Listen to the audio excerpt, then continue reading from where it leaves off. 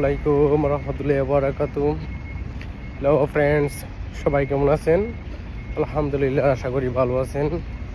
আর বিশেষ করে আমি একটা মেসেজ দিতে চাই আমাদের দেশি বিশেষ করে আমাদের বাংলাদেশি ভাইদের উদ্দেশ্যে। আমরা যারাই প্রবাসে আসবো এরকম প্ল্যান, এরকম মাথায় চিন্তা ভাবনা আছে, অবশ্যই মিডল ইস্টের যে পরিবেশ তার সম্পর্কে কিছু ধারণা আছে, কিন্তু আমরা অনেকেই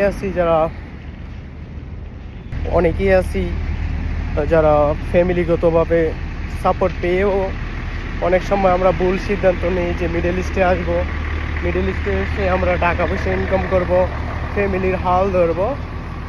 তো অবশ্যই এদেশের পরিবেশ, এদেশের তাপমাত্রা, এদেশের আবহাওয়া তার সম্পর্কে আমরা অবগত থাকা দরকার। আর বিশেষ করে আমি আছি এখন দোহা, কাতার। আর এখন সন্ধ্যা 6টা 15 মিনিট। এখনের তাপমাত্রা চলতেছে 42 ডিগ্রি সামথিং সেলসিয়াস। হিউমিডিটি চলতেছে সন্ধ্যা 6টার দিক প্রায় 60 থেকে 65-র মতো।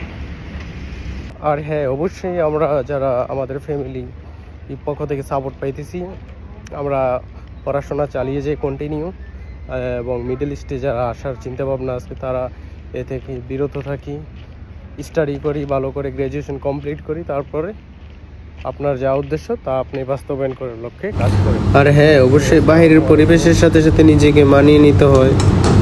ডিউটি থেকে আসার পর সর্বপ্রথম আপনাকে রান্না বান্নার জন্য একটা প্ল্যানিং করতে হয়, রান্না বান্না নিয়ে বিজি থাকতে হয়।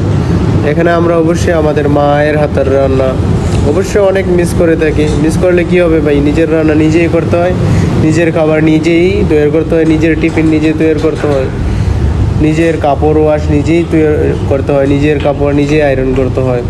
অসুস্থ হবেন তাও নিজেকেই গুছিয়ে হসপিটালে যাইতে হবে, নিজের ওষুধ নিজেই মনে করে খাইতে হবে। এখানে কেউ নাই আপনাকে হেল্প করার জন্য। আর বিশেষ করে আমরা ফ্যামিলিগতভাবে যারা সাপোর্ট পেয়ে থাকি, দয়া করে পড়াশোনা ছাড়বেন না যতক্ষণ পর্যন্ত আপনার মা বাবা আপনার উপর বিরক্ত না হয়ে যায়। মা বাবার স্বপ্নকে অবশ্যই বাস্তবায়ন করার জন্য কাজ করবেন, তাতে নিজের ভবিষ্যৎ সুন্দর হবে, মা বাবার স্বপ্ন পূরণ হবে। মা বাবার স্বপ্ন পূরণ শুধু প্রবাসে আসলেই যে স্বপ্ন পূরণ হয়ে যাবে, এটা কিন্তু ভুল ধারণা।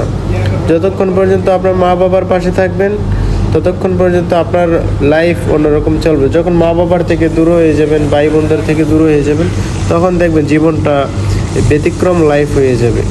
তো আমরা অনেক সময় পরিবারের পক্ষ থেকে সাপোর্ট পেয়েও পরিবারকে আমরা বোঝা মনে করি।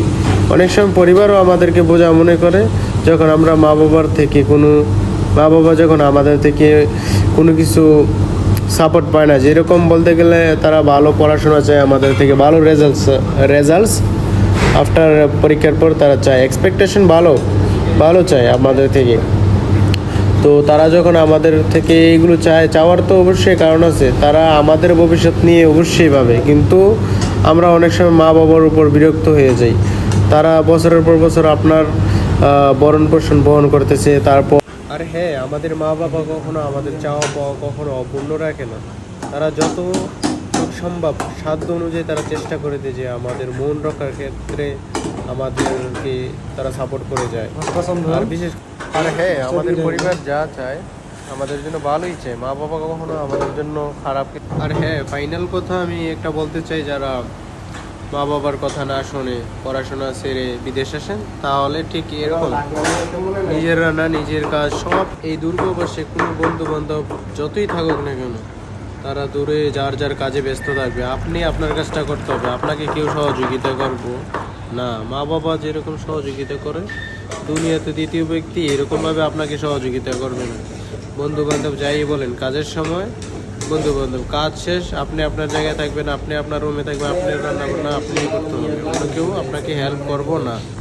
আর হ্যাঁ, অবশ্যই যখন বিদেশ আসবেন, এখানে যতই তাপমাত্রা থাকুক, এখানের ওয়েদার যতই খারাপ থাকুক না কেন, আপনাকে কাজে যাইতে হবে। কাজ থেকে আসার পর নিজের রান্না নিজে করতে হবে। শরীরে শরীর থেকে ঘাম পড়বো, খাবারও পড়তে পারে, এরকম মিক্স হতে পারে, কিন্তু ভাই আপনারই করতে হবে। তো দয়া করে